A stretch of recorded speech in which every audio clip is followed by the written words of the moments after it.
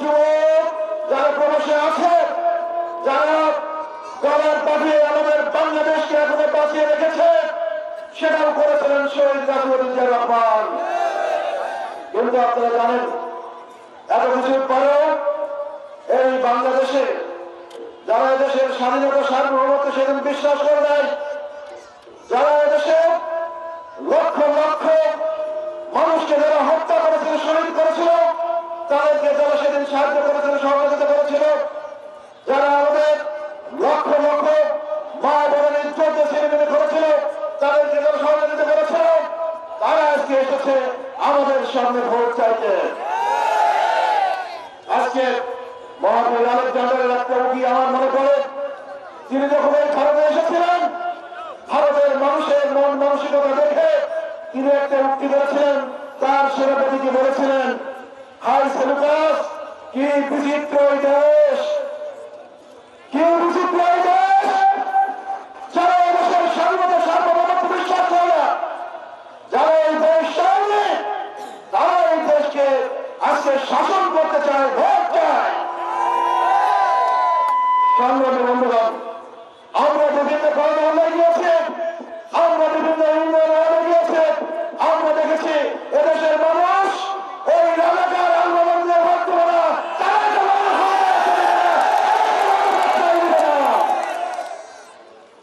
কিন্তু আমাদেরকে একটা ব্যবস্থা করতে হবে। তারা যে ভোট পাবে না, তাদের ভোটের হিসাব নিকাশ তারা বুঝে গেছে। এই জন্য কয়েকদিন আগে একটা প্রক্রিয়া দেখলাম, তারা নাকি 1.5 কোটি বোরকা কিনেছে। তারা আমাদের মা বোনদের বোরকা পরিয়ে, বোরকার মধ্যে দিয়ে তারা জাল ভোট দিয়ে তারা ইলেকশন বৈঠকে পার হতে চায়। তাই আমি আপনাদেরকে বলতে চাই, আমাদের যে সমস্ত ভাই বোনরা যারা নির্বাচনে এমপির দায়িত্ব পালন করবেন, আপনাদেরকে সতর্ক ভূমিকা রাখতে হবে, যাতে এই দুষ্টি চক্র, এই রাজাকার আন্দোলন যারা জাল ভোট দিয়ে নির্বাচনকে প্রস্তাবিত করতে না পারে। আর একটা জিনিস আপনাদের খেয়াল রাখতে হবে। আমি মাঝে মাঝে এই কথাটা বলেছি, নির্বাচনে সাধারণত 70% ভোট পড়ে। আমি আজকে ফেসবুকে এবং হোয়াটসঅ্যাপ গ্রুপে একটি স্ট্যাটাস দিয়েছি যে 70% ভোট পড়ে, এবং এইখানে দেখা যায় এখানে সব দলের লোকই ভোট দেয়, আমাদের লোক ভোট দেয়, অন্য লোকের ভোট দেয়। কিন্তু জামাতের যদি কোনো প্রার্থী থাকে, তাহলে কিন্তু তাদের কোনো ভোট বাকি থাকে না। তার মানে 70% ভোট পোল হয়, আর যে 30% পোল হয় না, সেই ভোটের মধ্যে কিন্তু জামাতের কোনো লোকের ভোট থাকে না, ঠিক না? সেখানে ভোট থাকে কেন? সেখানে ভোট বাকি থাকে আমাদের দলের এবং জামাত ছাড়া অন্য যারা আছে তাদের ভোট। এর অর্থ হচ্ছে এই 70%-এর পরে যে 30% বাকি থাকে, এই ভোট আমরা যত বেশি পোল করাতে পারবো, আমাদের ভোটের পার্সেন্টেজ এবং আমাদের জয়ের ব্যবধান ততই বাড়বে। তাই আপনারা একটা জিনিস খেয়াল রাখবেন, কোন ভোটের যেন ভোট কেন্দ্রে যাওয়া থেকে বিরত না থাকে। আমরা সিদ্ধান্ত নিয়েছি, আমরা ভোট কেন্দ্রের ভিত্তিক যে কমিটি করেছি, তাদেরকে আমরা 3 ভাগে ভাগ করব। প্রথম গ্রুপ হবে, তারা শুধু ভোটারদেরকে ভোট কেন্দ্রে নিয়ে আসার ব্যস্ত থাকবে, সারাদিন ছুটেই কাজ করবে। সকালে ভোট দিয়ে তারা সকাল থেকে তারা বাড়ি বাড়ি দিয়ে ভোটারদেরকে নিয়ে আসবে। এবং এটা সবচেয়ে গুরুত্বপূর্ণ কাজ, আপনি যত বেশি ভোটার ভোট কেন্দ্রে আনতে পারবেন, আপনি মনে করবেন ধানের শীষ তত বেশি ব্যবধানে জিততে পারবেন। আর 2টা গ্রুপ থাকবে, একটা থাকবে ভোলিং এজেন্ট, তারা তো ভিতরে কাজ করবে, আর একটা থাকবে সার্বিক নিরাপত্তা এবং শৃঙ্খলার দায়িত্বে, যাতে ভোট কেন্দ্রে ওই দুষ্ট চক্র, ওই রাজাকার আন্দোলনের কোন বিশৃঙ্খলা তৈরি করতে না পারে। সংগ্রামী বন্ধুগণ, আপনারা জানেন আমাদের নেতা দেশের জনাব তারেক রহমান ইতিমধ্যে এই দেশকে বিনির্মাণের জন্য 31 দফা রাষ্ট্রের কাঠামো মেরামতের কর্মসূচি ঘোষণা করেছেন। এবং বিগত কয়েকদিন আগে উনি একটা নির্বাচনী ইশতেহার দিয়েছেন কেন্দ্রীয়ভাবে। এটার আলোকে আমরা যারা কুষ্টিয়ায় রাজনীতি করি, আমরা যারা বাংলাদেশ জাতীয় দলের কর্মী, আমরা গতকাল একটা নির্বাচনী ইশতেহার দিয়েছি। আমরা সেখানে বলেছি সমর্থন নিয়ে এই দেশ পরিচালনা করার সুযোগ পাই, তাহলে কুষ্টিয়া এলাকায় আমরা কি কি উন্নয়ন করবো তার একটা বিস্তারিত ইশতেহার আমরা জনগণের সামনে উপস্থাপন করেছি। আমরা সেখানে বলেছি আমাদের কেন্দ্রীয় ইশতেহারের সাথে সাথে আমরা এই কুষ্টিয়া এলাকায় আমরা আমাদের অবকাঠামোর ব্যাপক উন্নয়ন আমরা করব। আমরা কুষ্টিয়া রাজবাড়ি, কুষ্টিয়া চুয়াডাঙ্গা এবং কুষ্টিয়া মেহেরপুর রাস্তাকে আমরা ফের উন্নীত করবো ইনশাআল্লাহ।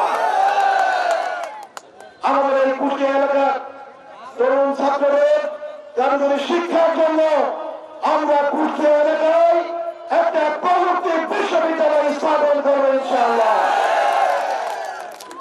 আপনারা জানেন আমাদের এই কুষ্টিয়া শহর একটা এক রাস্তার শহর, রেল লাইন কুষ্টিয়া শহরের মাঝখান দিয়ে গিয়েছে। আপনারা যারা শহরে যাতায়াত করেন আপনারা দেখেছেন শহরে দিনের বেলায় যত রেলগাড়ি যায় প্রত্যেকবার যানজট হয়। এই জন্য আমরা বলেছি আমরা যদি দেশ পরিচালনা করার সুযোগ পাই তাহলে কুষ্টিয়া শহরের মাঝখান দিয়ে যে রেল লাইন আছে সেটাকে আমরা রিলোকেট করে আমরা চৌহাল কবিরবল্লা গেট এই অ্যালাইনমেন্টে নিয়ে যে কুষ্টিয়া শহরের মাঝখানে আর একটা সুপরিসর রাস্তা আমরা সৃষ্টি করবো, যাতে কুষ্টিয়া শহর সুন্দর সুপরিসর হয় এবং কোন যানজট কুষ্টিয়া শহরে আর কখনো সৃষ্টি না হয়। এছাড়া আমরা কুষ্টিয়ার আমাদের হরিপুর ব্রিজ আছে, হরিপুর ব্রিজের পাশাপাশি ঘোড়ারঘাটের ব্রিজ যে প্রস্তাবিত আছে ওটাকে ত্বরান্বিত করব এবং মাসুদপুর ব্রিজ প্রস্তাবিত হরিপুর ব্রিজ এবং আমাদের ঘোড়ারঘাটের ব্রিজ তিনটা ব্রিজকে আমরা নদীর ফুল ধাপ দিয়ে 100 ফিট চওড়া রাস্তা করে আমরা একটা চক্রাকার রাস্তা সৃষ্টি করবো। এর ফলে আমাদের কুষ্টিয়া শহর আরো বড় হবে এবং নদীর ওই পারে হরিপুরে নতুন শহর সৃষ্টি হওয়ার সুন্দর সুযোগ সৃষ্টি হবে ইনশাআল্লাহ। সম্মানিত বন্ধুগণ, আমরা জানি আমাদের কুষ্টিয়া এলাকায় একটা 500 বেডের হসপিটাল আছে, মেডিকেল কলেজ হসপিটাল। এই হসপিটালটা এখনো চালু হয়নি ভালোভাবে। আমরা এই হসপিটালকে আমরা পূর্ণাঙ্গ রূপে চালু করবো এবং আমাদের এখনকার যে হসপিটাল আছে জেনারেল হসপিটাল, আড়াইশোর হসপিটাল, এটাকে আমরা সংস্কার করে আমরা কুষ্টিয়া এলাকায় আমাদের সরকারি বেসরকারি হসপিটাল গুলোকে প্রাইভেট পাবলিক পার্টনারশিপ করে আমরা কুষ্টিয়া শহরকে একটা মেডিকেল হাবে পরিণত করবো, যাতে এই চুয়াডাঙ্গা, মেহেরপুর, ঝিনাইদহ, রাজবাড়ী এবং এই মাগুরা অঞ্চলের সমস্ত রোগীকে আমরা কুষ্টিয়া থেকে আমরা সার্ভিস দিতে পারি, সুচিকিৎসা দিতে পারি এবং এর ফলে কুষ্টিয়া থেকে কোনো মুমূর্ষ রোগী আর কোনোদিনও রাজশাহী বা ঢাকাতে কখনো যেন রেফার করতে না হয়। সংগ্রামী বন্ধুগণ, আপনারা জানেন আমাদের কুষ্টিয়ার কৃষি এবং কৃষক প্রধান এলাকা। আমরা কুষ্টিয়ার দিকে প্রজেক্টকে আমরা সংস্কার করার মাধ্যমে আমরা কৃষি এবং কৃষকের উন্নয়ন করবো এবং কেন্দ্রীয় ভাবে যে কৃষি কার্ড দেওয়ার কথা বলা হয়েছে আমরা কুষ্টিয়া এলাকার প্রত্যেকটি কৃষক ভাইকে আমরা কৃষি কার্ড দিয়ে তাদেরকে আমরা উন্নত জাতের বীজ, সার এবং আমরা কৃষি সরঞ্জাম স্বল্প মূল্যে দেওয়ার ব্যবস্থা করবো। এর মাধ্যমে আমাদের কৃষক ভাইরা সুন্দর সুস্থ উন্নত জীবনের অধিকার হবে ইনশাআল্লাহ। বলতে চাই আমাদের সমাজের অর্ধেকের বেশি নারী আমাদের নেতা দেশ নেতা তারেক রহমান বলছেন আমরা দেশ পরিচালনার সুযোগ পেলে আমাদের মা বোনদের উন্নয়নের জন্য আমরা পরিবারে একটি করে ফ্যামিলি কার্ড দিয়ে আমাদের মা বোনদেরকে স্বাবলম্বী করে আমরা প্রতিটা ঘর, প্রতিটা বাড়ি, প্রতিটা সমাজ এবং রাষ্ট্রের উন্নয়ন করবো।